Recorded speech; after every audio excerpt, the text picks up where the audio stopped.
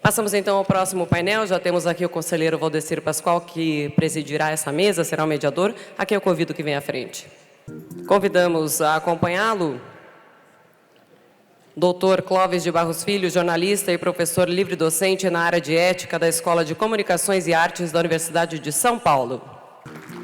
Professor Clóvis é doutor e livre-docente pela Escola de Comunicações e Artes da USP, palestrante há mais de 10 anos no mundo corporativo, consultor e autor com uma série de obras publicadas. Bom, pessoal, boa tarde a todos. É um prazer estar aqui novamente, presidindo essa mesa, com a palestra do professor Clóvis de Barros Filho. Dispensa apresentação.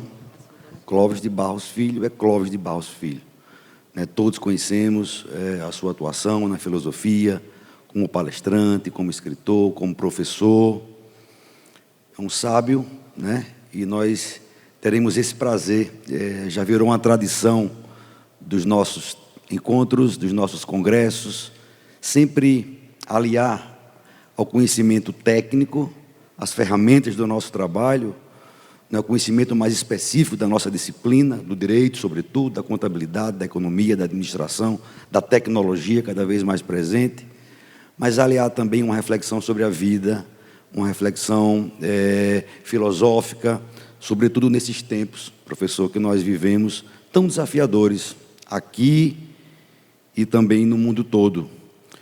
São tempos, como se diz, binários, de extremismos, de reflexões, de falta de comedimento, muitas vezes em algumas posturas, e é preciso que a gente também esteja sintonizado e procurar fazer aquilo que está lá no oráculo de Apolo em Delfos, as duas máximas: nada em excesso e conhece a ti mesmo. Então, o tema da palestra de hoje, comprometimento, tem tudo a ver com isso que a gente está fazendo aqui agora. Ver a organização desse Congresso Internacional, que insere o 30º Congresso dos Tribunais de Contas e o Congresso de Políticas Públicas do IRB. Ver o trabalho hercúleo dos organizadores, o desafio que os palestrantes tiveram para preparar as palestras, vir para cá, apresentar, trazer conteúdo novo. Vimos hoje o exemplo de comprometimento, de responsabilidade, de empenho, de dedicação, de doação, daqueles que trabalharam, o sistema todo com o marco de medição de desempenho dos tribunais de contas, professor Clóvis. A gente tem uma ferramenta, os tribunais desenvolveram uma ferramenta de autoavaliação, de autoconhecimento, conhece a ti mesmo, de autoconhecimento. E é feita uma avaliação a cada 2 anos, e hoje foi apresentado aqui os resultados consolidados para todo o Brasil. Uma demonstração clara de comprometimento, de dedicação, de responsabilidade. Ao mesmo tempo, nós dos tribunais de contas, nós que servimos ao público, nós servidores públicos, estamos numa quadra desafiadora também enorme. Há um questionamento sobre o nosso papel. Está aí agora uma reforma administrativa, mais uma reforma administrativa. E quando eu vejo os debates, noto nitidamente, mesmo sendo parte, e considerando as minhas circunstâncias de servidor, noto que há uma certa miopia quando se reflete sobre o papel do servidor público, sempre focando o lado negativo, os desvios de padrão, o exagero que existe, que demanda um aprimoramento, aperfeiçoamentos. Então é preciso estarmos conscientes desse nosso papel. O comprometimento surge, então, para a gente, e nós do controle, que temos o dever e a competência de controlar e de fiscalizar os outros, temos que estar comprometidos com esses mesmos princípios. Olhar o artigo 37 da Constituição Federal de 88, quando fala da legalidade, da moralidade, da eficiência, da transparência. Para cobrar dos outros, a gente tem que estar comprometido com esses mesmos valores. Então, é nesse contexto que a gente vai ouvir a sabedoria do professor Clóvis de Barros Filho. A palavra, Vossa Excelência. Boa tarde a todos. Outro dia, a palestra era em Florianópolis e eu saí de Congonhas bem atrasado. E aí, então, quando eu cheguei no aeroporto, já estava meio em cima da hora, eu desci do avião correndo e fui atrás do rapaz que tinha ido me buscar. Eles costumam vir com uma plaquinha Eu, como enxergo pouco, tenho que ir na cara de cada um para ver o que está escrito em cada plaquinha. E aí eu me dei conta que nenhuma delas tinha o meu nome. As pessoas foram saindo e foram indo embora, levando suas plaquinhas, até que só sobrou um fulano com uma folha de papel escrito José Carlos. Como não tinha mais ninguém, eu me aproximei e eu disse: eu acho que ele não veio. Aí ele falou: veio sim, ele entrou no avião, é um professor que vai dar uma palestra aqui. Falei: uai, professor sou eu? Ele olhou para mim e falou: bravo, o senhor não me viu aqui não? Peguei e falei: vi, é que eu não chamo José Carlos. Ele falou: claro que não, José Carlos sou eu. Aí eu falei: mas é que o normal seria que o senhor tivesse uma plaquinha com o meu nome, não com o seu. Ele falou: não sei por quê, o seu nome o senhor já sabe há muito tempo, é o meu que o senhor não sabe. E eu então fiquei pensando, se para uma atividade tão simples, que é buscar alguém no aeroporto, existem pontos de vista tão contraditórios e excludentes, o que dirá para construir uma sociedade justa? Provavelmente teremos tantos pontos de vista quantos forem os seus porta-vozes, os seus enunciadores. Só nos resta mesmo muita tolerância para poder ouvir e nos deixar enriquecer por aqueles que discordam de nós, e assim conseguimos ir um pouco além da mesmice daquilo que sempre acreditamos. O meu tema é comprometimento, de fato, e eu poderia começar a minha fala dando a palavra a um grande sábio chamado Epicteto. Epicteto, para você que não ouviu falar dele, ele era da época de Jesus, portanto ano zero, ele era escravo e analfabeto. Epicteto era um grande sábio e dava aulas de sabedoria. Quando eu digo sabedoria, eu quero dizer pensamento que tem por objeto a vida boa. Ok? Então, o sábio é um investigador que tem por objeto o melhor jeito de viver e tem a existência humana como sua preocupação maior. Epicteto era um sábio, ainda que escravo e analfabeto. E Epicteto disse coisas lindas, todas elas você encontra no manual de Epicteto na internet. Sabemos delas porque gente alfabetizada assistia suas aulas e deixava registrado. Uma delas é muito conhecida, compartilho: a vida de cada um de nós é dividida, ou seria dividida, em dois tipos de situação. A situação número 1 é aquela situação que depende de você para acontecer. A situação número 2 é a que não depende de você para acontecer. Segundo Epicteto, as duas situações fazem parte da vida e intercedem decisivamente para a sua felicidade. Assim, a vida é curiosamente híbrida. Não dá nem para dizer que tudo depende de você, como também não dá para largar a mão e dizer que tudo depende da sorte, do acaso ou de forças que não controlamos. Por quê? Porque um pedaço da vida, de fato, você pode fazer em função do que deseja, do que planeja, do que acha justo, e a outra parte da vida você assiste acontecer, porque decorre de variáveis não controladas. Epicteto então continua, porque era um sábio, e sugere que todas as calorias, joules e preocupações sejam carreadas, destinadas para as situações de tipo 1, aquelas controladas por quem vive. Epicteto continua e diz algo muito interessante. Nos tempos de hoje, quer dizer, o ano zero dele, como antes e como depois, em nenhum tempo da história da humanidade e do seu devir, as pessoas viverão de acordo com a minha sugestão. É muito interessante essa constatação, ou seja, ele dirá: a imensa maioria das pessoas prefere apostar no acaso, na sorte, em variáveis que não controla, do que arregaçar as mangas e fazer acontecer por sua conta e risco. Eu imaginei que talvez a demonstração disso não fosse fácil, mas a cultura popular me ajudou e dentro dela o Faustão. A primeira atração do Faustão foi Zeca Pagodinho, o genial compositor brasileiro, cantando o seu maior sucesso. Quando eu digo o seu maior sucesso, eu quero dizer que é aquilo que faz sentido para as pessoas, aquilo que as pessoas entendem, aquilo com o que elas concordam, aquilo que elas repetem e reproduzem.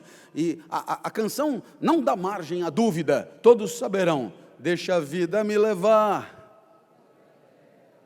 Ótimo, é suficiente. Não houve muito entusiasmo, né?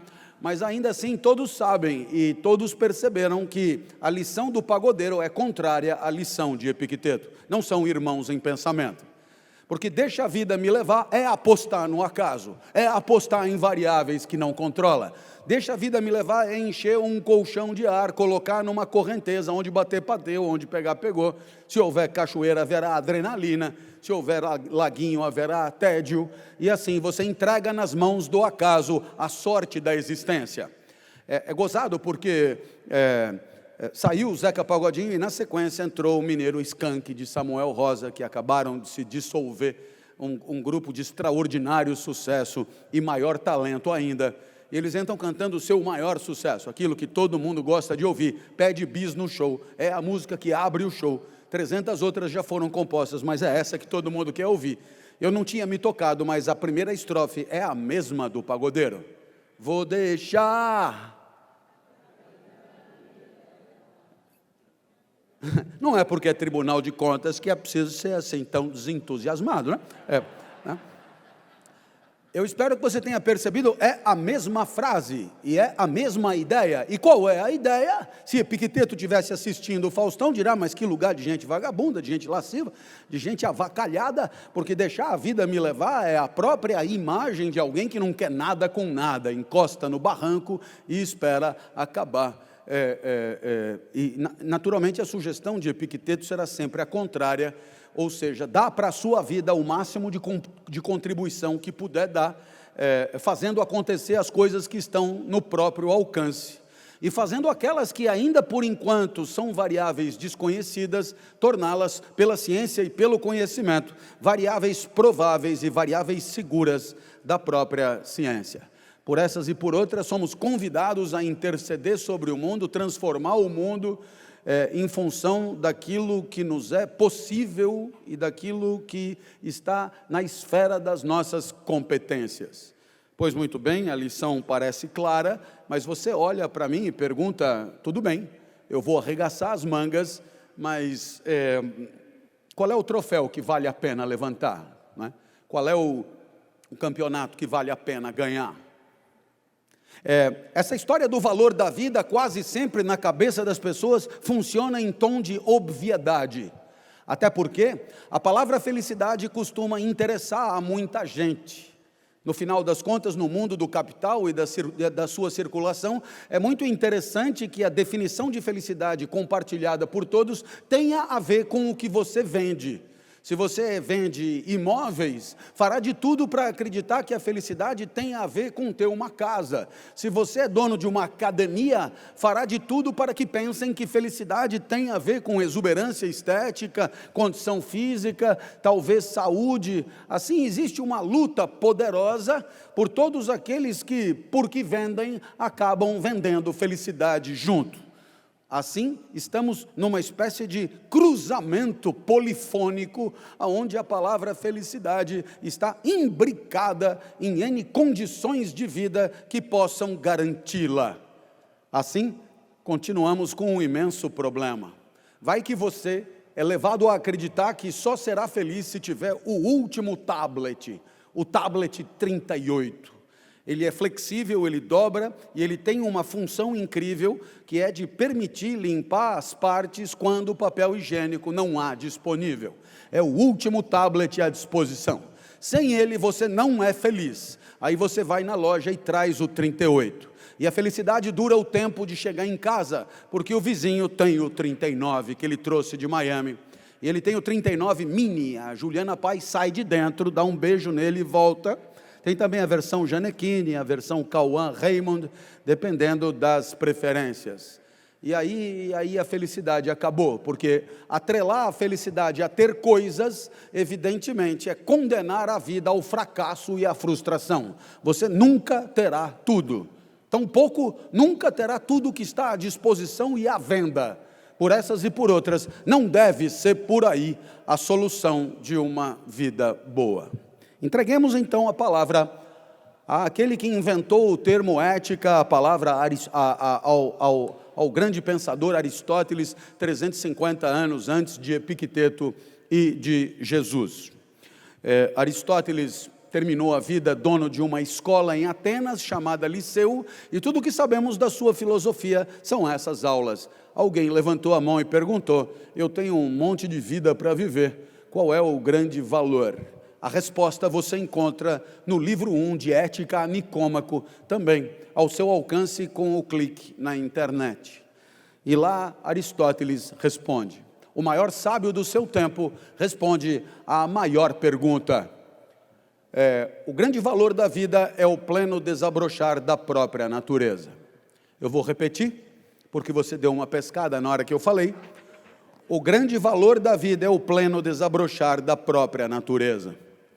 Então vamos imaginar uma goiabeira que você planta no Polo Norte, ela morre em 2 horas sem dar nenhuma goiaba, e você pensa, por que será que uma goiabeira chama goiabeira? Né? Se uma flor chama petúnia, uma goiabeira poderia chamar Brigitte. Mas uma goiabeira não chama Brigitte, chama goiabeira, porque o grande valor da vida de uma goiabeira é dar goiaba. Portanto, uma goiabeira que nunca deu goiaba fracassou na hora de viver. Se você, por outro lado, plantá-la em Ribeirão Preto, a terra é a melhor do mundo, a temperatura é perfeita, as goiabeiras são incríveis, as goiabas são mega goiabas. Em Ribeirão Preto, aliás, a natureza é sempre pungente e a vida nunca fracassa, cidade onde eu nasci. Então, é claro que nesse momento você levanta a mão e pergunta para Aristóteles que goiabeira viveu melhor, a de Ribeirão ou a do Polo Norte? A resposta é óbvia, viveu melhor aquela que desabrochou mais completamente as suas potencialidades, a sua natureza de goiabeira. Talvez você precisasse de um exemplo mais humano, porque a felicidade de uma goiabeira não é a tua preocupação maior. Então vamos pegar uma criança chamada Salvador, e essa criança está no 1º ano do fundamental e por natureza detesta matemática. Durante a aula de matemática ele desenha a professora maravilhosamente. No intervalo os colegas jogam bola e por natureza Salvador detesta futebol. Em compensação desenha os colegas maravilhosamente. No final de semana, os familiares se reúnem para almoçar. Salvador detesta reuniões familiares por natureza, mas desenha a todos maravilhosamente. Só não vê quem não quer. A goiabeira está para a goiaba, como Salvador está para o desenho. Salvador tem natureza de desenhista. Então, a resposta de Aristóteles é essa: a vida boa de Salvador, o troféu de Salvador, é desabrochar o mais perfeitamente a sua natureza de desenhista. É fácil? É possível? Salvador poderia ter vivido numa época da história onde artistas fossem perseguidos. São épocas de trevas, onde os artistas não podem ser artistas e não podem realizar plenamente a sua natureza. Houve muitas na história da humanidade. Nesse caso, por medo, Salvador talvez tivesse vivido a vida inteira sem desenhar. Agora, pergunto a você, uma pessoa que tem natureza de desenhista e passa a vida inteira sem desenhar, obviamente viveu menos do que poderia ter vivido, viveu aquém do que poderia ter vivido, ou viveu pior do que poderia ter vivido, porque na hora de viver não pôde lançar mão da sua natureza, dos seus recursos mais viçosos e mais punjantes. Por essas e por outras, o primeiro pré-requisito da vida boa foi muito bem apresentado pelo meu anfitrião. Conhece-te a ti mesmo. E conhecer-se a si mesmo é identificar as características da própria natureza. Em outras palavras, é aquilo que os jovens chamam de a minha praia. Desenhar é a minha praia. Isso basta para uma vida boa? Não. É preciso buscar a perfeição, ou o máximo de perfeição que a sua natureza limitada pode permitir alcançar. E a busca deste tipo de perfeição, aquela que podemos alcançar com os limites da nossa natureza, Aristóteles denominará excelência. Portanto, a condição de uma vida boa para Aristóteles é a busca diária e incansável da excelência, o máximo de perfeição que a sua natureza limitada pode permitir alcançar. Assim, o pequeno João Carlos descobriu que a vida era música e foi atrás de se tornar o maestro excelente João Carlos Martins. O Salvador, o desenhista, tornou-se Salvador Dalí. César virou César Cielo, o mais rápido nadador do seu tempo. E assim é perfeitamente possível encontrar gente que não empurra a vida com a barriga e tira de si o máximo de perfeição que consegue. A isso chamamos busca da excelência, condição de uma vida colorida, desafiadora e feliz. Por que razão ele pensava assim? Existe aí uma espécie de ética da felicidade. Felicidade que eles chamavam em grego de eudaimonia. E por isso, se você for olhar no manual de filosofia, você encontrará lá ética eudaimônica, ou ética da felicidade. Aonde está a ética nessa história? Eu vou explicar. Aristóteles e os gregos do seu tempo acreditavam que o universo fosse finito e ordenado, organizado. Portanto, ele funcionaria como uma máquina ou um organismo vivo, onde cada pedaço cumpre o seu papel, a sua finalidade, fazendo assim a máquina funcionar perfeitamente.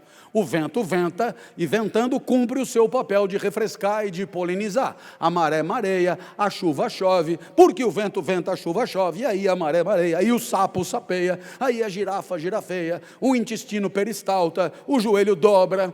E se você me perguntar o que tem a ver o intestino com o joelho, eu sugiro que tenha um piriri no avião. Verá qual é a relação imediata entre o intestino e o joelho. Se o joelho entrar em greve e não dobrar, você passará apuros naquele micro WC, de pé e sem conseguir sentar.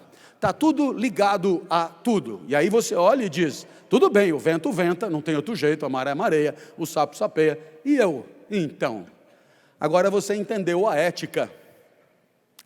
É porque cumprindo a sua natureza, porque você poderia perguntar, qual é o meu papel? O papel do vento eu sei qual é, o papel da maré eu sei qual é o meu papel? Pois é, o manual de instrução para você são os teus talentos, as tuas virtudes, as tuas forças. A natureza não te daria forças se não fosse para aperfeiçoá-las, desenvolvê-las no sentido da vida e assim cumprir o seu papel nesta imensa engrenagem cósmica. Existe, portanto, um dever, que é fazer o cosmos funcionar. Por isso, a ética também chamada de ética cósmica, ética eudaimônica. Ao mesmo tempo que você faz o cosmos funcionar direitinho, você é feliz. É essa a ideia de Aristóteles, espécie de pai fundador desse conceito.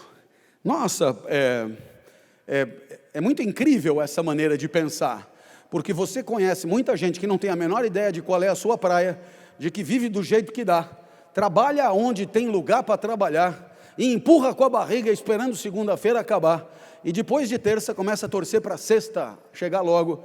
E tem a ousadia de chamar de happy hour na hora que o trabalho acaba. Né? Happy hour quer dizer hora feliz. E a hora feliz é a hora que o trabalho acaba. Esta é a estupidez contemporânea que faria regurgitar Aristóteles, porque se você precisa esperar sexta às 18 horas para ter uma hora feliz, é evidente que sua vida é ruim, que sua vida é instrumentalizada pelo outro, que você empurra com a barriga e torce para acabar. Saiba de uma coisa, na hora que você torce para segunda-feira acabar e a vida está na segunda-feira, você está torcendo para a vida acabar logo, não passa de um suicida covarde. E aí poderíamos continuar, aí a coisa vai longe. Eu gostaria de falar da ideia de servir, né? Para os gregos ela é muito clara aqui. Porque qual é o sentido da vida para os gregos? Bem, o sentido da vida é dado pelo pertencimento ao cosmos. É isso que confere sentido à vida e é isso que confere valor à vida. Quanto vale uma pessoa? O quanto ela consegue fazer o cosmos funcionar. É simples assim, não é? Então perceba que de certa maneira, para ter sentido e valor, a vida precisa servir a algo que lhe é superior, a algo que lhe é mais importante, que lhe dá abrigo, né? Que lhe dá condição de pertencimento. Portanto, existe uma primeira ideia de servir na história do pensamento ético, que é o cosmos como referência, né? O todo universal criado por Zeus. Nós não passamos de pequenas arruelas, de pequenas peças que integram esse cosmos e, claro, o dever ético é de cumprir o nosso papel fazendo-o funcionar adequadamente. Comprometimento. Bem, a ideia de comprometimento aqui advém da complementaridade funcional de cada um de nós. A ideia de comprometimento advém de uma espécie de respeito pelo todo que nos dá abrigo, respeito por aquilo de que fazemos parte, respeito pelas outras partes que constituem o todo, respeito que se torna materializável e objetivo na busca da excelência. Como é que você respeita o todo que te dá abrigo? Fazendo o mais perfeitamente que pode as coisas que esperam de você. Portanto, existe um comprometimento aqui que tem como base a excelência e, portanto, tem como razão de ser o funcionamento do todo, que é, a grande referência de valor para tudo que existe como parte deste todo. No meu caso, nem sempre a vida foi assim. Até os 13 anos eu não tinha a menor ideia de qual era a minha praia. Meu pai tentava de tudo, me obrigava a nadar, eu odiava nadar. Eu odeio nadar até hoje e odiarei nadar sempre, até banho eu fiquei com dificuldade de tomar por causa disso. Eu odeio nadar, sempre haverá aqui alguém que diz que nadar faz bem, então nade, né? É tão simples, se você acha que nadar faz bem, nade, mas me deixa, né?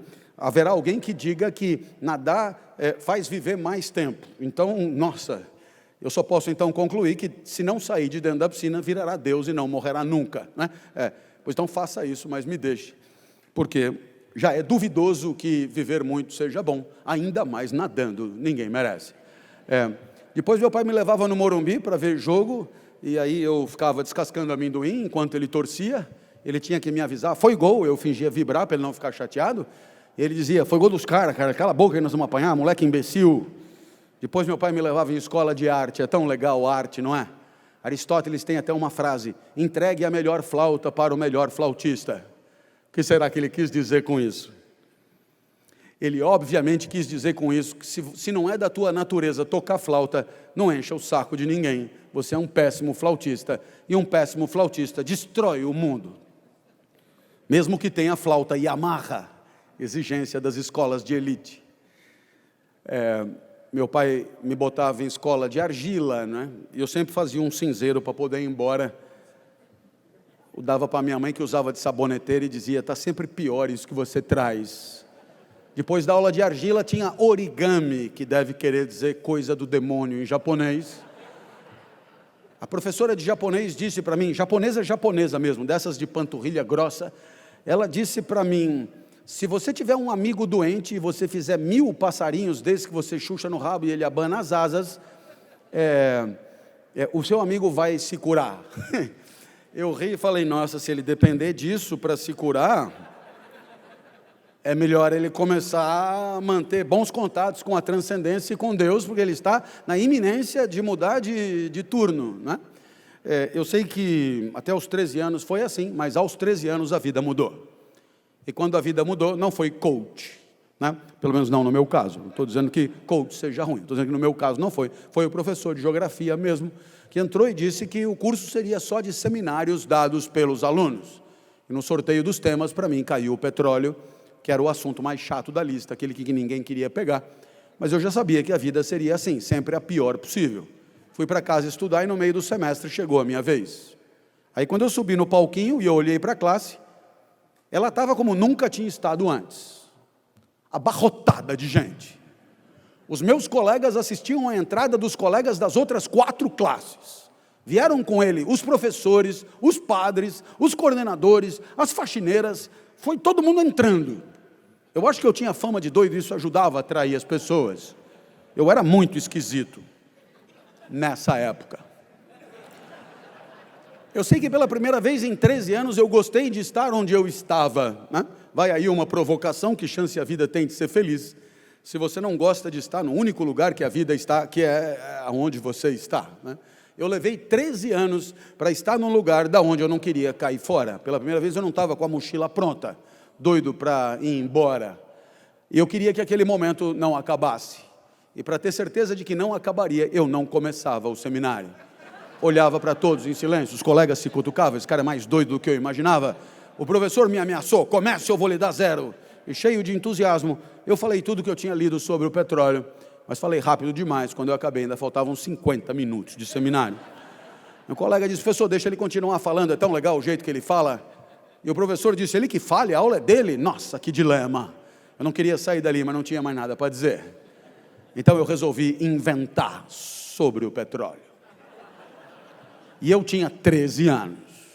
E eu fui logo chutando o balde. Eu falei, olha, todo mundo acha que ter petróleo é uma maravilha. Saiba que tem petróleo que é bom mesmo, mas tem petróleo que não presta, não energiza nada, não vira gasolina, não vira diesel, não vira gás, não vira nada e não adianta nada ter. Da onde eu tirei isso, não me pergunte. Mas décadas depois, dando palestra na Petrobras, eles me garantiram que a intuição era perfeita. Tem petróleo que não presta mesmo, eu já sabia aos 13 anos.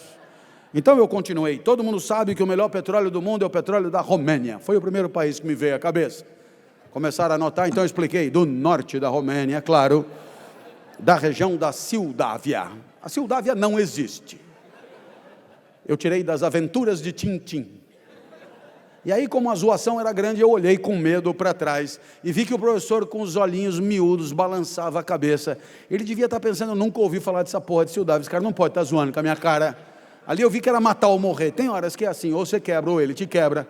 Empinei o dedo e falei, o senhor sabia disso? Ele arregalou o olho e disse, não sabia. Eu falei, então anota para aprender alguma coisa. Nossa, na hora que eu mandei ele inventar as coisas que eu estava, mandei ele anotar as coisas que eu estava inventando, e ele pegou lápis e papel, eu falei, nossa, esse lugar é do caralho, esse lugar é o meu lugar. É o que Aristóteles chamava de lugar natural. Na hora que você encontra o seu lugar natural, como era Ítaca para Ulisses da Odisseia, evidentemente que a vida roda melhor. É a lateral direita do Cafu, é a baquiana do maestro, é a geleira do Amir Klink, é os 50 livros do César Cielo, e é a sala de aula do explicador. Então existe aqui, por favor, me entendam, uma relação íntima entre servir o cosmos, buscando a excelência, e com isso, ao mesmo tempo, fazer o cosmos funcionar e ser feliz. Para os gregos é a mesma coisa. E curiosamente, através deste gesto de servir, de esforçar-se em nome do que não é si mesmo, a vida ganha sentido, a vida ganha direção, a vida ganha valor e portanto, tudo de que precisamos para seguir adiante. Muito bem, 350 anos depois de Aristóteles, um outro sábio também nos ajudará. A pergunta continua a mesma, metade da vida depende de mim, eu vou botar todo o empenho, qual é o troféu que vale a pena levantar? Afinal de contas, ir para Dubai de primeira classe com ducha na aeronave, não faz a alegria de alguém que, como eu, não gosta de andar de avião e odeia tomar banho. Pois então, o que colocar no lugar? E o segundo sábio será Jesus de Nazaré. Então nós primeiro demos a palavra ao grego Aristóteles, que disse que o norte da vida é a busca diária da excelência. Com isso, fazemos o cosmos funcionar. Jesus de Nazaré proporá outra resposta. Cada segundo da vida valerá a pena se você conseguir tirar de alguém um sorriso que sem você não teria podido sorrir. Oferecer um instante de alegria que só você poderia ter dado causa. Um momento de felicidade que só você poderia ter proporcionado. Uma vida, portanto, dedicada ao outro. Que outro? Qualquer outro. E esse qualquer outro, Jesus denominava o próximo. Uma vida regida pelo amor. Que tipo de amor? Ágape. Um amor incondicional. E por que incondicional? Foram 30 anos na universidade dedicados à lucidez do meu aluno. Foram 30 anos, portanto, vividos e em preocupação diária em proporcionar e oferecer o que faço de melhor. Nos últimos 12 anos, coloquei as aulas na internet. Isso me valeu a advertência da universidade na época. Os riscos eram significativos. Porém, no lugar dos 45 da sala de aula, milhões de pessoas fizeram o curso. Quando eu digo milhões, não é para dizer que é muita gente, é milhões, com todos os zeros que 1 milhão pode ter. Pessoas que me param, pedem uma foto, pedem um abraço, emocionadas, e nesse momento você pergunta. Nem todos são agradecidos, é verdade. Nem todos são reconhecidos, também é verdade. Mas então não valeu? Valeu. Essa é a oportunidade de explicar o tal do amor incondicional.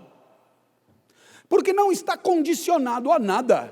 Não está condicionado a agradecimento. Não está condicionado a reconhecimento. No mundo contemporâneo, agradecimento e reconhecimento se materializam em likes, curtidas, tribos digitais, milhões de pessoas seguindo na internet e que tais. Pois muito bem, o grande barato para Jesus é o oferecimento, é a entrega, é disponibilizar a vida em nome da vida do outro, ponto final. Se agradeceu, ok. Se não agradeceu, ok, igualzinho. Porque senão não seria amor, seria barganha. Eu te dou aula, eu te dou palestra, eu te dou empenho, eu te dou sacrifício, e você bate palma para mim, e você me elogia, e você me agradece. Não passaria de uma troca, numa espécie de mercado simbólico. Não, o amor de Jesus não requer nada disso. Você se dispõe a oferecer o melhor. E se porventura, para além da indiferença, houver ainda agressão, paciência. É disso que se trata. Você fez o que de melhor acreditou poder fazer pelas pessoas. E ponto final. Comprometimento. O comprometimento aqui muda um pouco de figura, porque se para os gregos a ética cobra comprometimento em relação a um todo abstrato imaginado pelo homem e construído por Deus, aqui o comprometimento é com as pessoas mesmo. O comprometimento requer uma espécie de reconhecimento da existência do outro como valendo tanto quanto a própria.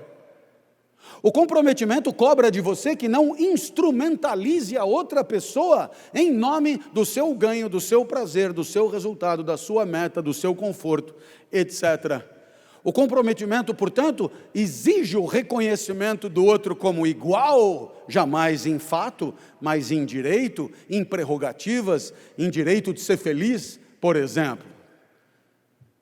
Você imagina que deu 18 horas, o cara cai fora, entra no carro, engata a primeira, vaza e pensa, essa bomba vai estourar, ainda bem que meu turno acabou, estou vazando, vou até desligar o celular para não poderem me achar. Segunda-feira eu volto com a cara mais lambida e pergunto se está tudo bem, como se não tivesse percebido nada.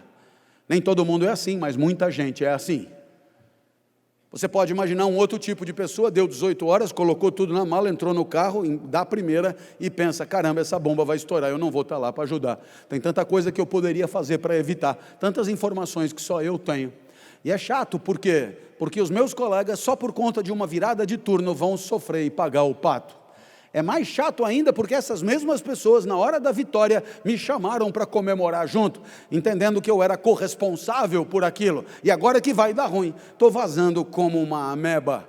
Então esse dá meia volta, estaciona de novo, vai lá, abre a porta, e quando eles perguntam se tinha esquecido alguma coisa, ele responde, deixei minha dignidade em algum lugar, acho que foi na segunda gaveta, dá uma olhada para mim, porque se tiver que dar ruim, vai dar ruim comigo junto. Porque não adianta nada eu ir para casa e ficar pensando na tristeza de vocês, porque a tristeza de vocês, gozado, ela me acabrunha, ela me humilha, ela me entristece, por isso é melhor eu ficar aqui de uma vez, se tiver que dar ruim, vai dar ruim com a minha presença, solidária à de vocês. Espero que tenha entendido que o comprometimento mudou um tiquinho de figura dos gregos para Jesus. Porque se a preocupação dos gregos era fazer uma máquina gigantesca funcionar, a preocupação de Jesus é você fazer de tudo para que o outro sofra o menos possível. Numa espécie de lógica de vida generosa, em que na falta do amor, bem que você poderia fazer como se amasse. Lição que você encontra na crítica da razão prática de Kant. Já que não ama, faça como se amasse. Quem ama, dá. Se você não ama, seja generoso, ou seja, dê do mesmo jeito. Mas sem amor, o amor não controlamos, mas as nossas decisões morais, essas controlamos. A moral é uma espécie de laboratório imitativo do amor. A gente pega o comportamento de quem ama e cria uma espécie de sucedâneo sem sentimento. E assim quem ama suporta todas as diferenças. Quem não ama é tolerante na moral, no dever de agir de uma certa maneira, zelando pela melhor convivência possível.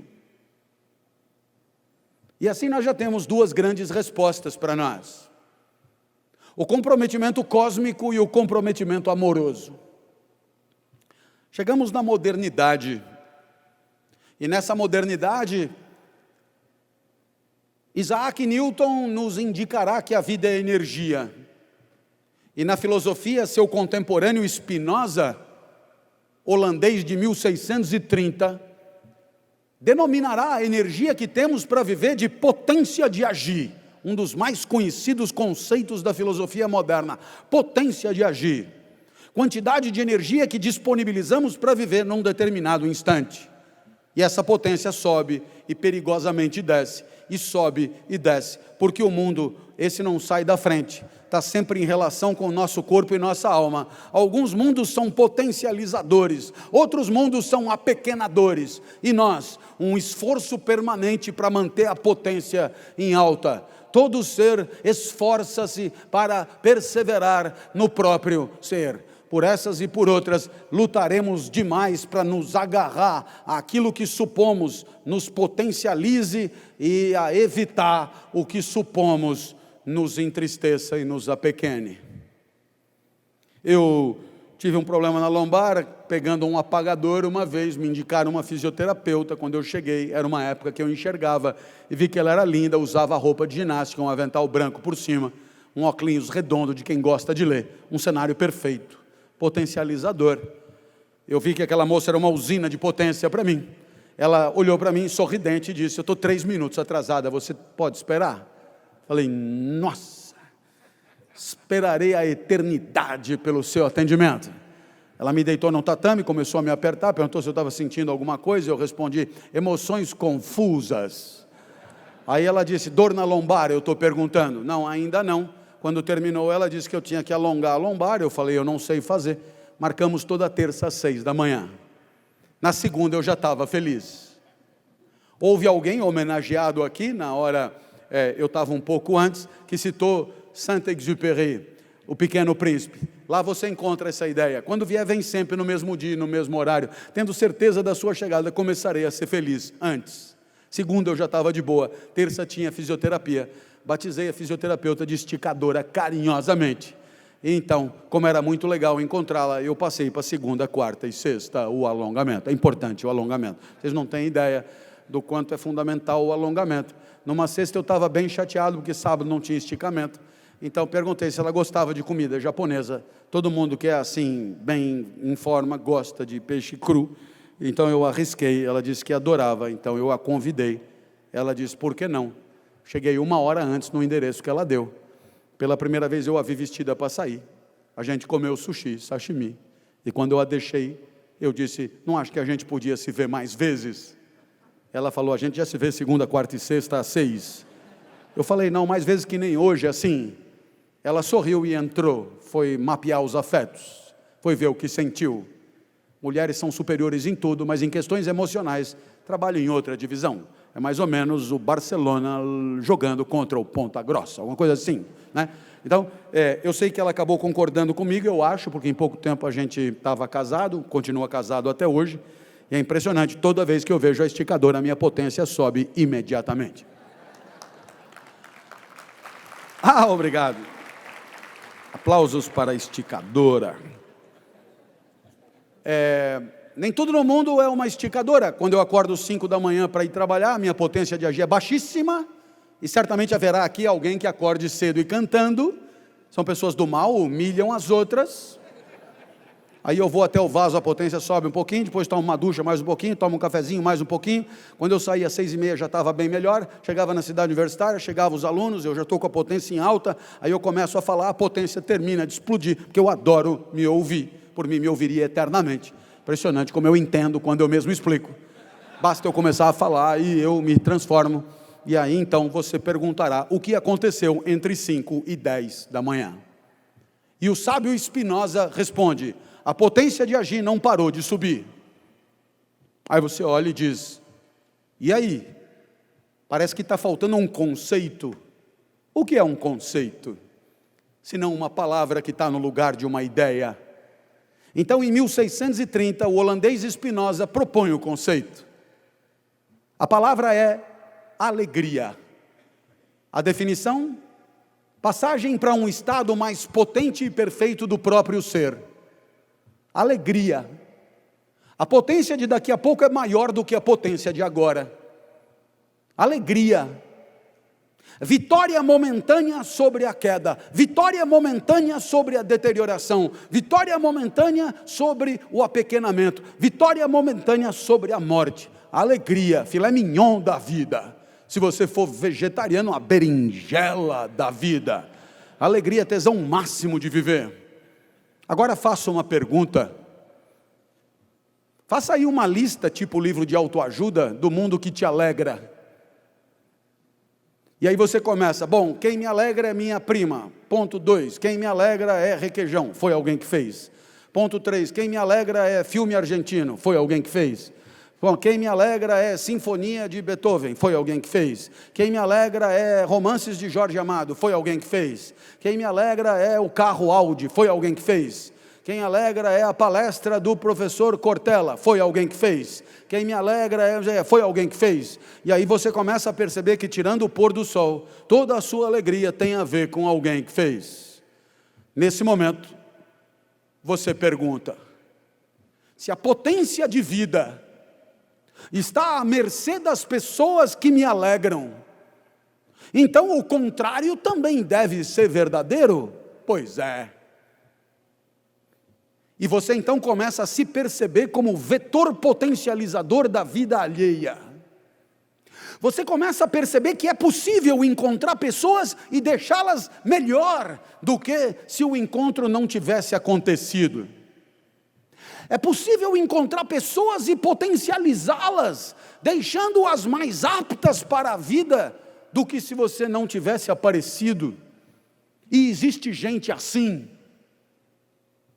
Eu poderia aproveitar para homenagear meus colegas mais próximos, que dão nó em pingo d'água, que são alegradores profissionais, que por onde passam deixam a alma melhor e revitalizada. Meu amigo Leandro Carnal, Mário Sérgio Cortella, Luiz Felipe Pondé, gente incrível que por onde vai, tira das pessoas encantamento, potência, e dão às suas existências, por vezes combalidas, uma espécie de gota, um bálsamo de esperança. Existe gente assim, que vai alegrando por onde passa, do mesmo jeito que tem gente que é entristecedor profissional. Ele chega e diz: é impressão minha ou você engordou um pouquinho? Aonde você comprou essa roupa tem para homem?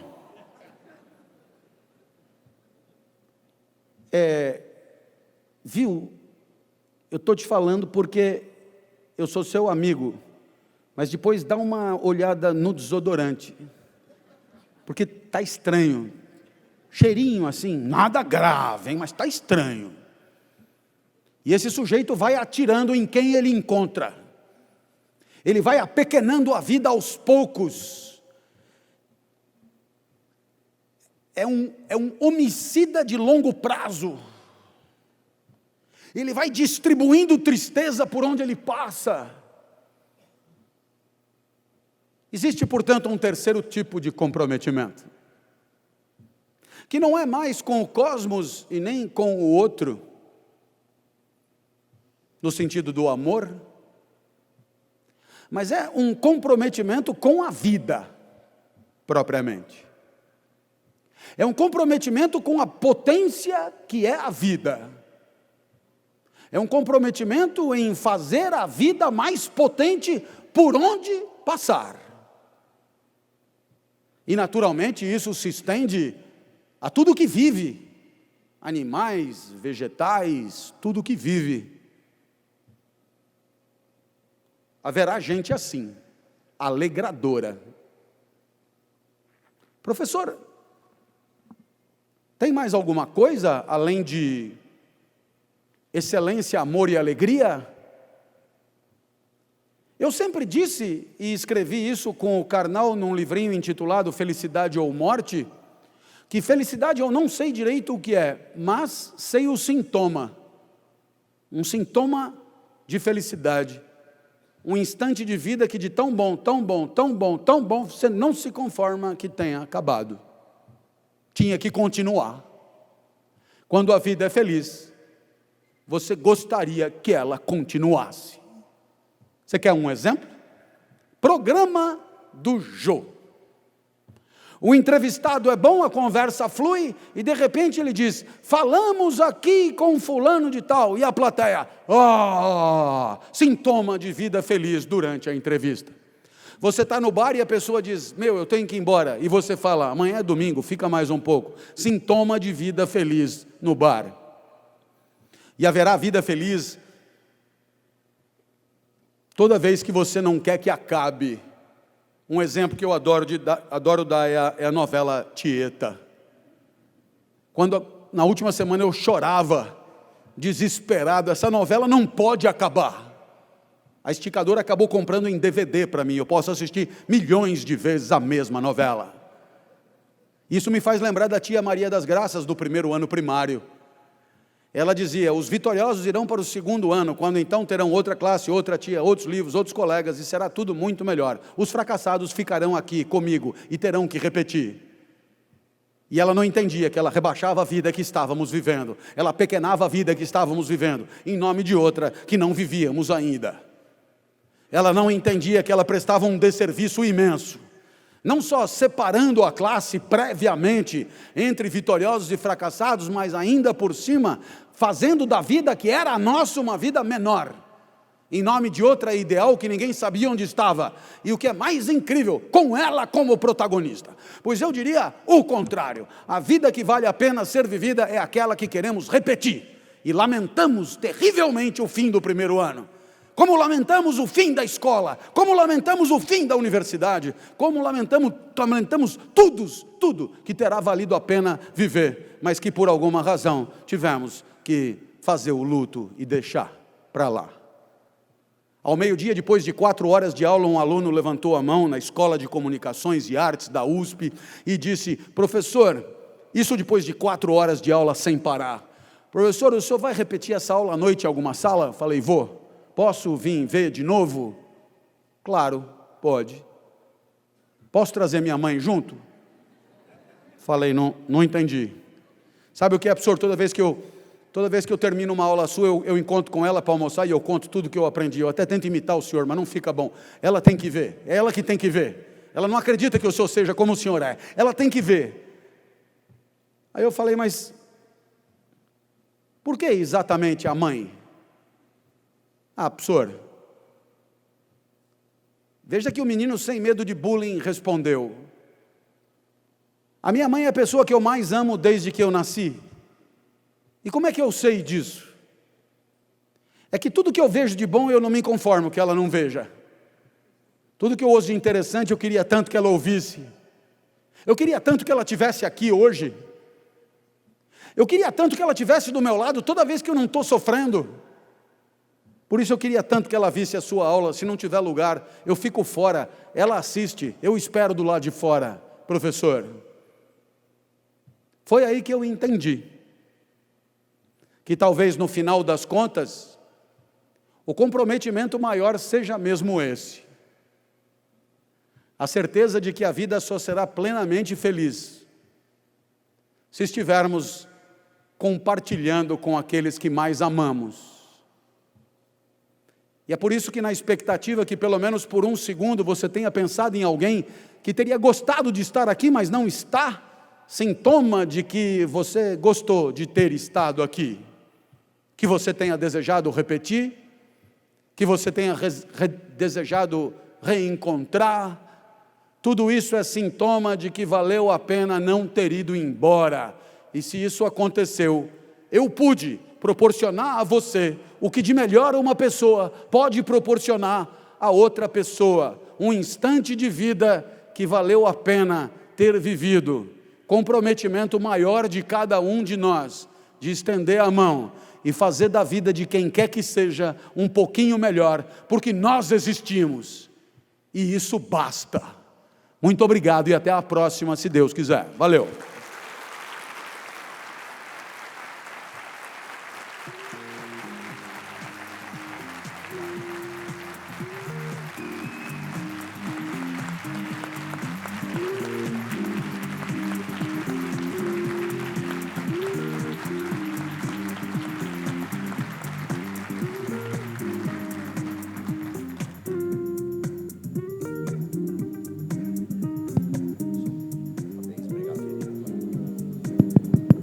Bom, pessoal, agradecendo e parabenizando o professor Clóvis de Barros Filho, e eu aqui ouvindo, né, embevecido, encantado com essas reflexões, que certamente tocaram a todos nós, e pensando que a rigor daquilo que eu falei no início, acabou sendo um presente. Nós tivemos aqui hoje um presente para aqueles, né, que já se sentem no seu lugar natural e estão comprometidos, né? Eu falei aqui da metáfora do marco de medição, do aprimoramento dos tribunais de contas, e uma inspiração, um presente para aqueles já comprometidos, e a grande maioria daqui, se não todos, inspiração para quem está ainda encontrando esse lugar natural, e como é bom sentir, né, a felicidade que é encontrar esse lugar natural, e mesmo diante das caminhaduras da vida, a vida é caminhadura, como diz Gilberto Gil, a gente saber que tem um propósito na vida. E eu me lembrei, já encerrando, professor Clóvis, havia uma propaganda da Embratur, nos anos 80, e eu era criança e ouvia isso, que dizia assim: melhor do que ser feliz, é ser feliz e viajar. Era Embratur. Eu concluo, melhor do que ser feliz, é ser feliz e servir ao cidadão, sendo um bom servidor público. Muito obrigado a todos, muito obrigado, professor.